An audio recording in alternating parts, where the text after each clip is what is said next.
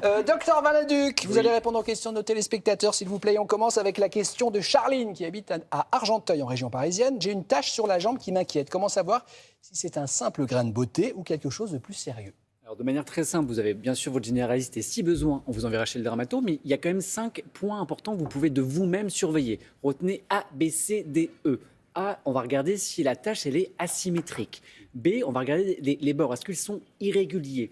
C, la couleur, est-ce que c'est non homogène. D, le diamètre, est-ce que c'est supérieur à 6 mm. Et enfin, le dernier point, le E, c'est l'évolution.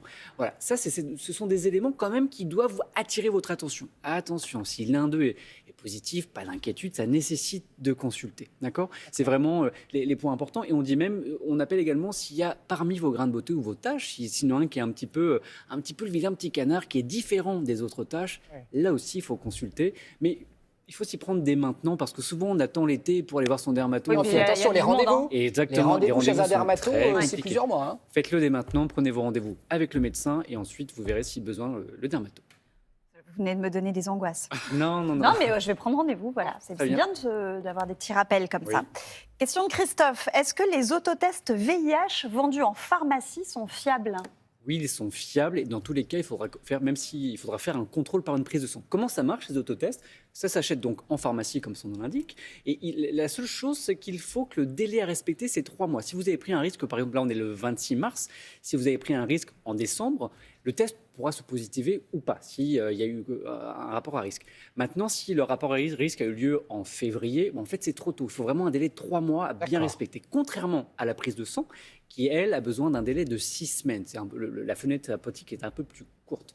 C'est important, on est en plein week-end du SIDAction. S'il vous plaît, faites-vous dépister. N'allez pas penser que ça ne touche qu'une certaine population, ni que les jeunes. J'ai dans mes patients des patients qui ont 50, 60 ans, qui parfois, après une rupture, un divorce, se disent qu'ils n'ont pas de risque à contracter le virus du VIH. Ça touche tout le monde, donc faites-vous dépister. Et si vous voulez participer au SIDAction, on vous rappelle que pour faire un don, vous pouvez composer le 110, envoyer un SMS au 92 110 en composant don et vous ferez un don de 5 € ou alors vous allez sur sidaction.org. Merci à celles et ceux qui se mobiliseront et n'oubliez pas le préservatif, meilleur moyen de se protéger. Tom habite à Valence, dans la Drôme. Il vous dit, quand je calcule mon IMC, donc mon indice de masse corporelle, ça m'indique que je suis en surpoids, alors que pourtant je suis sportif. Pourquoi, docteur? C'est possible. En fait, l'IMC, effectivement, c'est un indicateur, mais qui a des limites. Effectivement, là, j'imagine que si monsieur est très musclé, il peut être en surpoids, parfois même, alors plutôt en surpoids, c'est vrai, supérieur entre 25 et 30. On rappelle, l'IMC, c'est le poids sur la taille au carré. Mètre carré, exactement. Donc, souvent, l'IMC, tout seul, bon, c'est un indicateur, mais on peut le compléter. Normalement, on peut utiliser également le tour de taille. Vous prenez un mètre ruban, vous mettez, c'est à même la peau. La position du mètre doit être à mi-distance entre la dernière côte et la partie supérieure du bassin, d'accord? La partie supérieure, la plus haute, c'est vraiment celle qui est sur le côté. Mais c'est vers le nombril, non? C'est un petit peu au-dessus, d'accord. Donc vous mettez les pieds à se joints, torse nu, sans le t-shirt, rien, et puis vous prenez votre tour de taille. On considère, ça touche. Regardez. Il faut, supérieur à 80 cm chez la femme et 94 pour l'homme, c'est effectivement un indicateur où...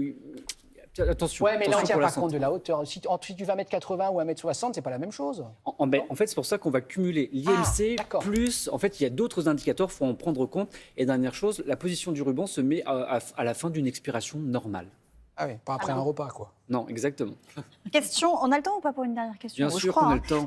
Question de Bastien de La Rochelle. Hier, en coupant mes arbres, j'ai fait une réaction allergique. Est-ce que ça peut provenir des chenilles? C'est possible. Il y en a beaucoup là. Il y a les chenilles processionnaires qui, chaque année, arrivent un petit peu plus tôt. Et en ce moment, il y a celle, la chenille processionnaire du pin. Il y a également celle du chêne qui arrive généralement un peu plus tard.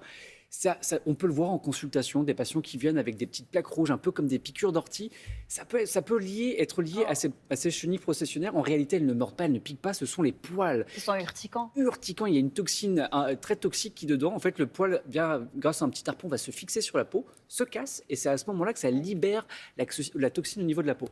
En gros, si vous veniez à croiser ce chemin ou avoir des petites taches sur la peau, prendre rapidement une douche. N'allez pas frotter parce que vous risqueriez de casser justement cette fibre qui pourrait libérer la toxine.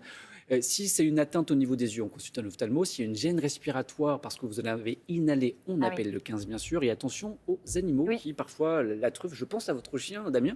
Mais alors faites super gaffe parce que c'est presque mortel pour les animaux. Ils adorent mettre leurs truffes sous les pins. Faites gaffe parce qu'une fois qu'ils ont ces petits trucs plantés, c'est une horreur. Vous aussi, vous aimez bien mettre votre truffe sous les pins. Oui, et c'est une horreur.